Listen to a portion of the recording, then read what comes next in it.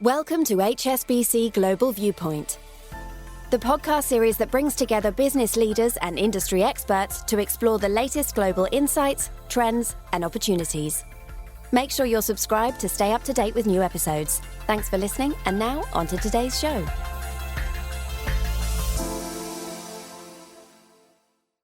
This is a podcast from HSBC Global Research, available on Apple Podcasts and Spotify. However you're listening, analyst certifications, disclosures, and disclaimers must be viewed on the link attached to your media player.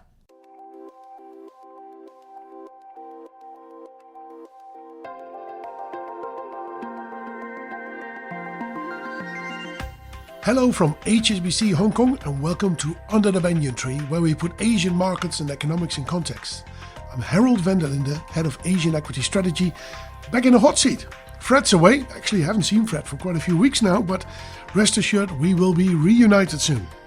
On today's podcast, we're asking, should US and European online retailers be getting worried as Chinese players expand beyond their home market? My guest is Charlene Liu, our Head of Asia Internet and Gaming Research, and she's based in Singapore. She'll be bringing us up to date on which Chinese names are pushing abroad and why. From HSBC's Global Research, you're listening to Under the Banyan Tree.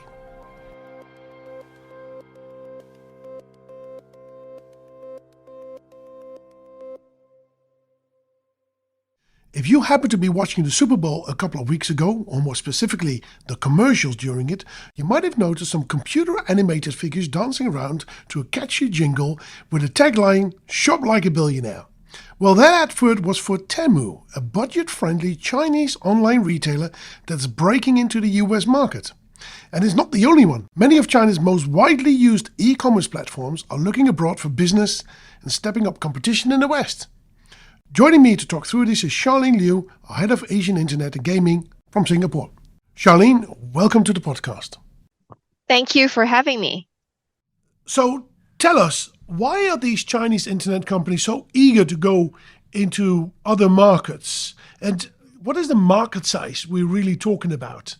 Sure. Obviously, these China e-commerce giants are looking overseas because the growth at home has started to really slow down. There are a combination of factors. First is, e-commerce already account for 37% of total retail spending in China, and that's in 2022, meaning penetration is already quite high. And obviously, recent macro slowdown had weakened consumption as well. But the most important reason, like you mentioned correctly, Harold, is that the opportunity sitting outside of China is massive. We're looking at USD 2.6 trillion e-commerce market outside of China, and that could provide tremendous opportunities for these guys. So where are these opportunities around the planet?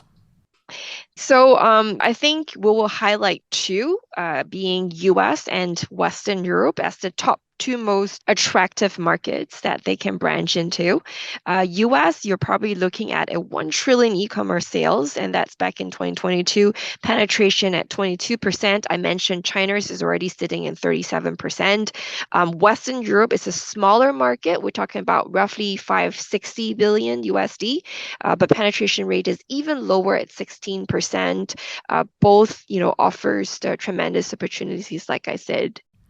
So when we're talking about penetration, we're talking really about people going to an online shopping platform instead of walking to a shop and buying their stuff over there, right? And that's 37% in China, 22%, I believe you said, in the US, and even lower in Europe. So these Chinese companies have really been able to develop that domestic market, learn their lessons, know how to do that, and trying to bring that now into the US and into Europe. I know a lot of companies in China are working on this, but there are kind of 3-4 companies that are really at the forefront of this, right? Who are these players and what do they do, Charlene?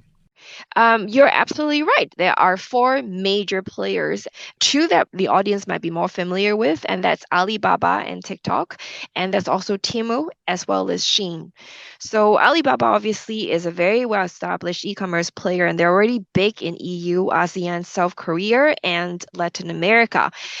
TikTok, on the other hand, is a short-form video platform, and they make money through live streaming e-commerce, whereby they try to sell their goods by tapping into users' interest. The other two, TMO is in fact the overseas arm of China Pinduoduo. And again, like Alibaba, they are a full-fledged retail platform and they do aggressive marketing efforts. So, earlier on we mentioned, they were featured on Super Bowl, right? Last but not least is Shein, and they started out as a fashion retailer. They have now by this point expanded to become kind of a full-range product model. But they were known, or they became popular because they had a very responsive supply chain, which allowed them to very efficiently design, produce, and distribute trendy and low-price clothes in a short period of time. Thanks, Charlene. Well, let's take a quick break, and then I want to focus on two questions. How are they going to build out their businesses? And what are really the challenges and the risks that they're facing in doing so?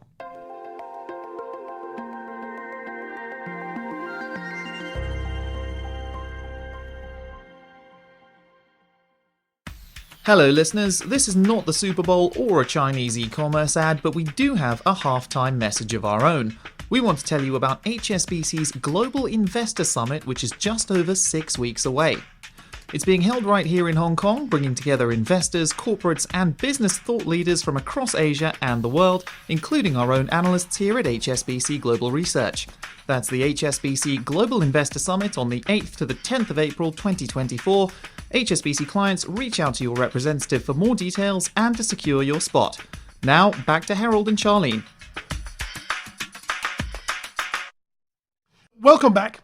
We've talked about Chinese internet giants that are trying to branch out beyond the domestic markets. We've seen there's a tremendous market opportunity there. Different companies have a sort of different models that they try to explore in getting there. So, Charlene, how are these companies trying to get into, say, the US and the European markets, and how they try to be different than the existing players and try to gain market share there? Sure. I think one key point of differentiation is that they really leverage their budget-friendly product offerings. So to give you a sense, products on Tmall on average are 60 to 80% cheaper than those offered on Amazon. Obviously, Tmall, for example, again, using them as an illustration, innovative business models that they've introduced, like the consignment model, whereby basically, if it's a merchant, they can just hand over their goods and they'll take care of everything from fulfillment to marketing, etc., has really helped to boost participation from the small and mid-enterprise merchants that help to enrich the offering there. So these are some of the the strategic differences that they introduced here. And from a geographical standpoint, obviously different platforms approach these markets slightly differently.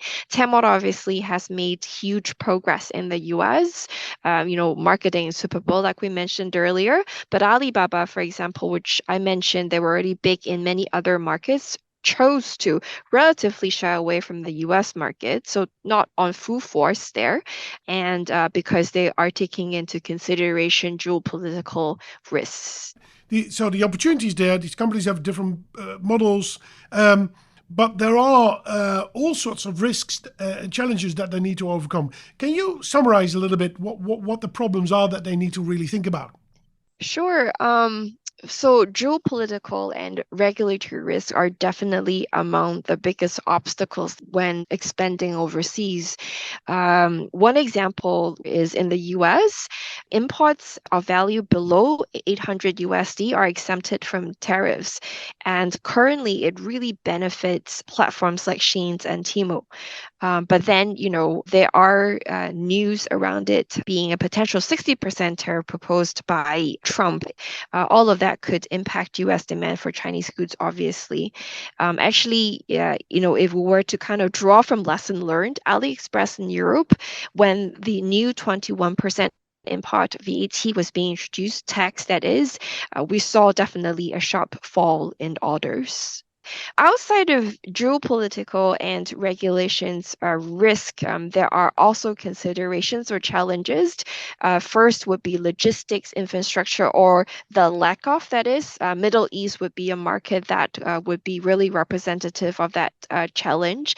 There's obviously cultural differences. So for example, we mentioned, social e-commerce. It was not as popular in the US and Europe market, at least at the start. So, platforms like TikTok would really need to educate their users there.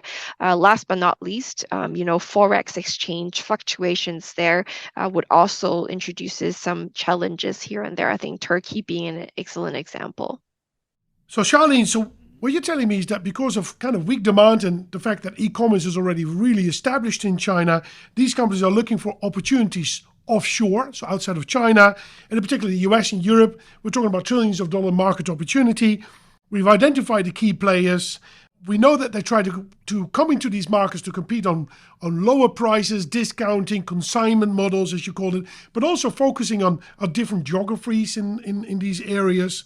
And we know that geopolitics and cultural differences and regulations are some of the key risks here, right? So that's what's developing here. So let me end with one final question.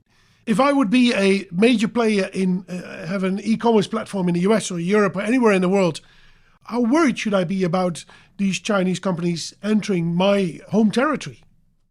Sure. Chinese players, like you said, would definitely bring competition with them.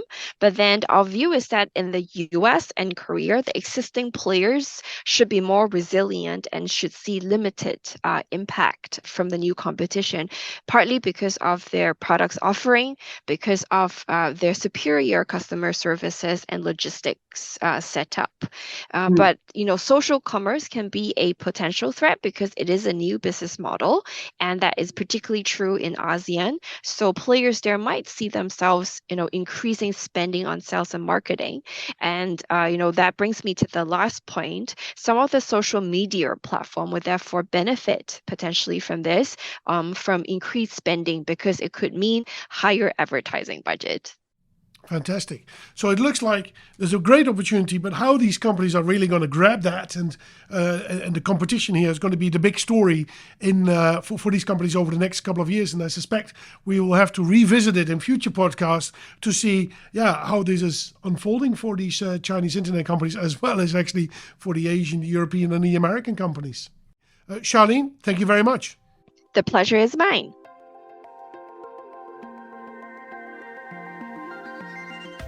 Well, that about wraps things up for another edition of Under the Banyan Tree. Great to be back with you, and looking forward for Fred to come back as well. And do remember to hit the subscribe button wherever you're listening.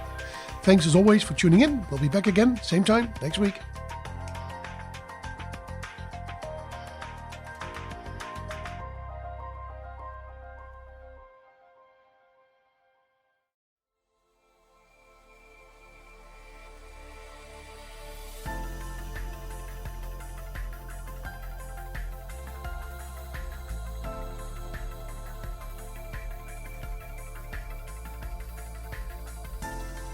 Thank you for joining us at HSBC Global Viewpoint. We hope you enjoyed the discussion.